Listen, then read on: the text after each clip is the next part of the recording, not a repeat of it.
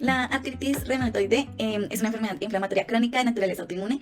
Esta es caracterizada por la afección, por la afectación simétrica de múltiples articulaciones y la presentación de diversos síntomas generales en específicos y manifestaciones extraarticulares. En el diagnóstico, la artritis reumatoide puede resultar difícil pues, de diagnosticar en las etapas tempranas debido pues, a que los signos y síntomas tempranos son similares a los de muchas pues, otras enfermedades. Como tal, pues no hay un análisis de sangre o hallazgo físico para confirmar el diagnóstico. Durante la exploración física, el médico puede revisar las articulaciones para detectar hinchazón, enrojecimiento, temperatura. El médico pues, también puede evaluar los reflejos y la fuerza muscular. En cuanto a eso, el análisis de sangre, las personas con artritis reumatoide pues, suelen tener una velocidad elevada de eritrosedimentación y una proteína C reactiva, lo cual pues, puede indicar la presencia de un proceso inflamatorio en el cuerpo. En las causas, el organismo pues, tiene un mecanismo de defensa pues, que lucha contra agentes externos, ya sean virus, bacterias, y pues en un momento dado pues, se equivoca y no reconoce lo propio y lucha como si fuera pues, un enemigo que viniera del exterior. La estructura diana a la que va dirigida este sistema inmune pues está equivocado y es la sinovial, que es una capa que recubre la articulación. Por culpa pues, de este sistema inmune alterado se produce una hipertrofia de la sinovial y como la articulación es como una caja cerrada, se puede originar un problema de espacio. La inflamación pues resultante engrosa del sinovial, que finalmente puede destruir pues el cartílago y el hueso. Dentro de los principales síntomas encontramos articulaciones sensibles a la palpación con temperatura elevada, hinchadas, rigidez articular que generalmente empeora por las mañanas y después de la inactividad. Y encontramos también cansancio, fiebre y pérdida del apetito. En la artritis reumatoide precoz tiende a afectar primero las articulaciones más pequeñitas, especialmente las que unen los dedos a la mano y los dedos de los pies a los pies. A medida que avanza la enfermedad, los síntomas suelen extenderse a las muñecas, rodillas, los tobillos, los codos, la cadera y los hombros. Y en la mayoría de los casos los síntomas se producen en las mismas articulaciones en ambos lados del cuerpo. También como que la artritis reumatoide puede afectar muchas estructuras no articulares, incluidas la piel, los ojos, los pulmones, el corazón, riñones, glándulas salivales, tejido nervioso, médula ósea y vasos sanguíneos. Los signos y los síntomas de la artritis reumatoide pueden variar en gravedad e incluso pueden aparecer o desaparecer. Y con el paso del tiempo puede provocar que las articulaciones se deformen o se salgan de su lugar. En cuanto al tratamiento, es importante tener en cuenta que la artritis reumatoide como tal no tiene cura, pero según algunos estudios clínicos, pues indican que los pacientes que tienen una remisión temprana de los síntomas se puede empezar a tratar con medicamentos como antirreumáticos modificadores de la enfermedad. Además de eso, también es importante tener en cuenta que el sistema inmune de estos pacientes es más débil, por lo que son más propensos a contraer influenza.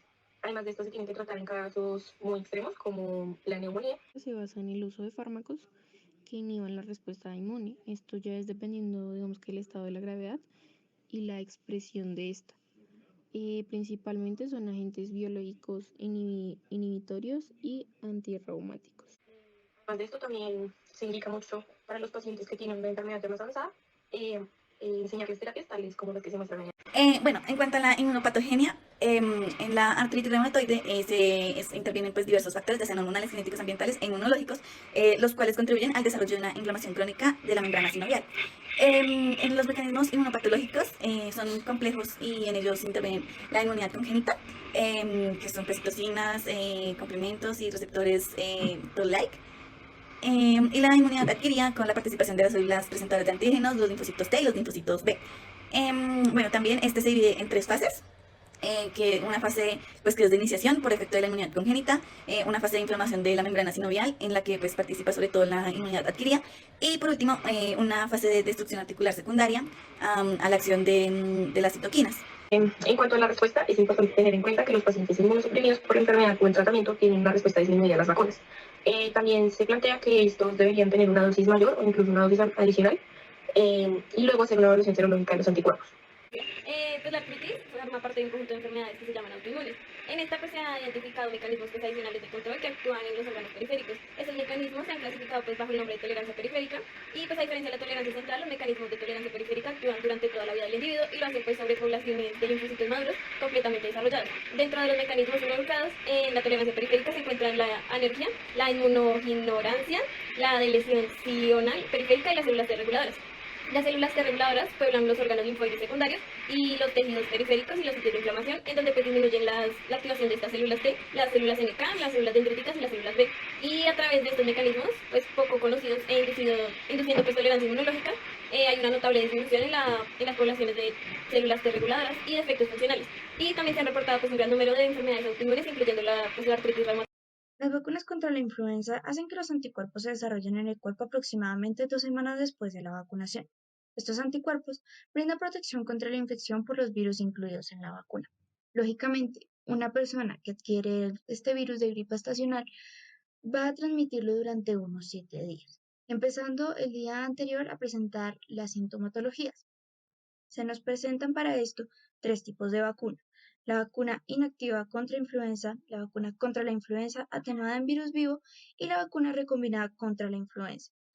En el caso de la vacuna inactiva contra influenza, esta es elaborada, como su nombre le indica, con un virus de influenza en estado inactivo. Esta es recomendable suministrarse a trabajadores de la salud en contacto con personas que tienen patologías de riesgo, en pacientes embarazadas o lactando y en niños de entre 6 a 59 meses, además de personas mayores de 65 años. En el caso de la vacuna contra la influenza atenuada en virus vivo, esta se va a enfocar principalmente en 3 factores: atenuación, sensibilidad, adaptación. Por atenuación se va a limitar a la reactogenicidad y patogenicidad.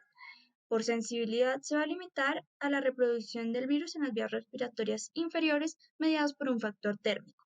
Y por la adaptación va a darnos a conocer que el frío favorece la reproducción del virus en la nasofaringe. Además, este tipo de vacuna induce los niveles menores de anticuerpos séricos, provocando una respuesta inmunitaria a nivel celular con mayor efectividad.